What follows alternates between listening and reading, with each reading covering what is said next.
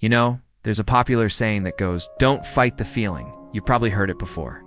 And this is actually one of those cases where you should totally disagree with it, because when it comes to your mind, it really does matter.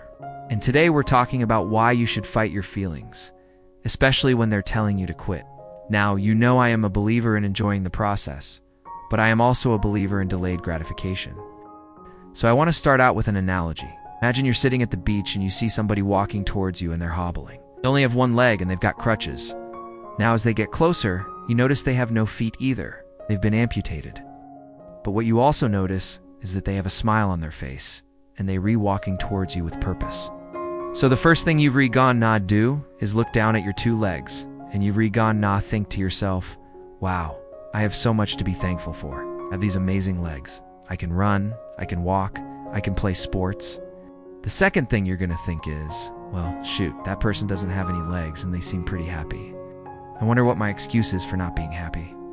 And then the third thought that's gonna come through your mind is, well, maybe if I only had one leg, I would be able to walk faster, because I wouldn't have to worry about tripping over that other foot. This is called reframing. It's taking something that happened to someone else and putting it into your own life. One of the things that I talk about is that adversity, difficulty, and pain are opportunities in disguise. And we don't know what the outcome is going to be until we go through it.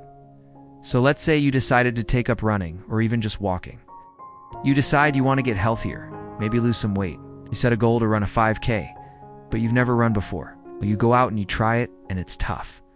You huffing and puffing, and you get to mile 2, and you feel like you might throw up and die.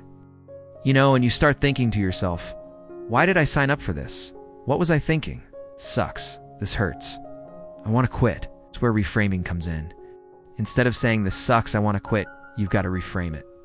Maybe you say to yourself, man, if I could just get through this run, I'll never forget it. I will tell this story for years to come. I'll be so proud of myself, and everybody at work will be so impressed by me. Or maybe you say, man, this run is so hard. I bet that guy who has no legs could probably beat me. Hey, maybe I need to run every day. If he could run without legs, I've got no excuse. Reframing is a way to keep your emotions under control. There's an old adage that says your emotions follow your thoughts. So if you think negative thoughts, you're going to have negative emotions. But the same is true if you think positive thoughts, you're going to have positive emotions. So let's say you decided you wanted to become a millionaire. You set a goal to make $1 million this year. Then you start thinking to yourself, man, I'm never going to make $1 million. Everybody in my family's broke. I went to a bad school. I didn't have a great childhood. I don't have any rich friends. I'm not going to be a millionaire. Well, guess what? You're recreating a future for yourself that says you're never gone. Nah, be a millionaire because your thoughts control your emotions, and your emotions control your actions.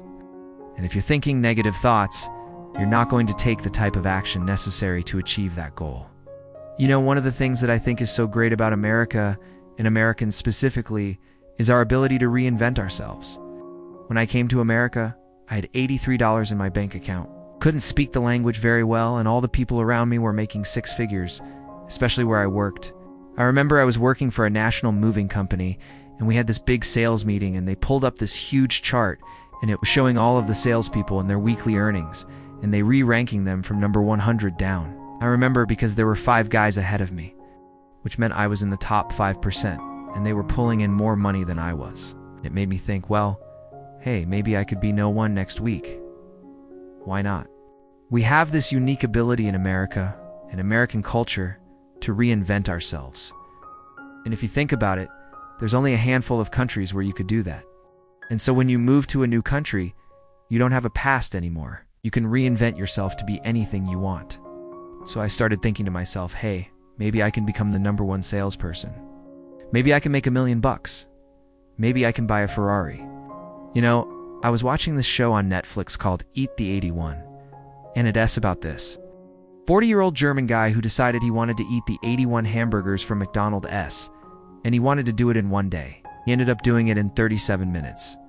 And it just made me think how, if you put your mind to something, you can do it. The guy was 40 years old, and I bet he'd never run a marathon before. Here he is eating 81 hamburgers. And so one of the things that you have to understand is that we have this incredible power inside of us to do things that we have never done before. We just have to convince ourselves that we can do it. I always say that winners think it's possible, losers think it's impossible. Winners surround themselves with other winners, and losers surround themselves with other losers. Why? Because your mind is always looking for proof to support its belief system. So if you believe that it's not possible, your mind is going to look for evidence to prove that it's not possible. But if you believe that it is possible, your mind is going to look for evidence to support that belief. So if you want to change your mind, you have to be really careful about what you listen to.